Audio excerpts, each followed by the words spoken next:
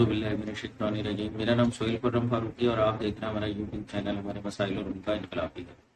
हमारा आज का मौजू है कि कराची सबका लेकिन कराची का कौन है। जैसा कि मौजू से आपको जाहिर है कि कराची कितना अहम शहर है कि ये दुनिया का तीसरा बड़ा शहर भी है।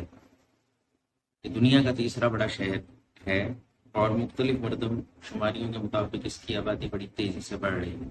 माहिरीन के मुताबिक मौजूदा कराची की आबादी 4 करोड़ है, लेकिन जो 2017 की मरदमशुमारी है उसमें तकरीबन कराची की जो आबादी है वो 1 करोड़ 60 लाख के लगभग शो की गई है, जो कि यकीनन गलत है।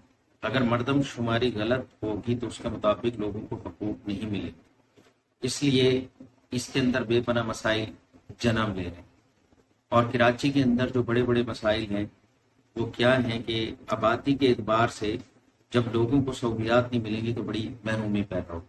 उनके अंदर जो बड़े मसाइल जन्म ले रहे हैं उसके अंदर कूड़े करकट का मसला है, सीवरेज का मसला, पीने के साफ पानी का मसला है, गंदगी की वजह से बीमारियां बड़े पैमाने पर फैल रही हैं, आबादी के एतबार से अस्पतालों की कमी है, स्कूलों और कॉलेजों की कमी है। इसी तरीके से यूनिवर्सिटीज़ वगैरह आबादी के एतबार से कम है कराची में, और engineering, technology, medical college, industrial zones वगैरह नहीं है, अदालतों की कमी है, और जिसकी वजह से इंसाफ देर से मिलता है तो मज़ीद चीज़ें जन्म लेती हैं इससे। उसी हिसाब से जेलों के अंदर भी काफ़ी तादाद में कैदी ज़रूरत से ज़्यादा मौजूद हैं। ये कैदी जो हैं तो उसके अंदर जेलों की भी ज़रूरत है। हर जगह पे करप्शन मौजूद है। तो गैस के मसाइल हैं, बिजली के मसाइल हैं, और रिहाइश के मसाइल मौजूद हैं, करप्ट माफिया मौजूद है जिनको कोई पकड़ने वाला नहीं है। सड़कों, रेलवे, पुलिस और ये ट्रांसपोर्ट का निज़ाम जो है वो भी किसी हद तक करप्शन का शिकार है और आबादी के एतबार से काफ़ी कमी है। शजरकारी के मसाइल हैं, पार्क्स वगैरह है, उसके ऊपर कब्जा ग्रुप का कब्जा है, दरख्त बेदर्दी से काट दिए गए हैं, वहाँ के नेटिव पौधे लगाए नहीं जा रहे इमली और अमलताज, जिससे बहुत ज़्यादा गर्मी की शिद्दत में भी इजाफा हो रहा है।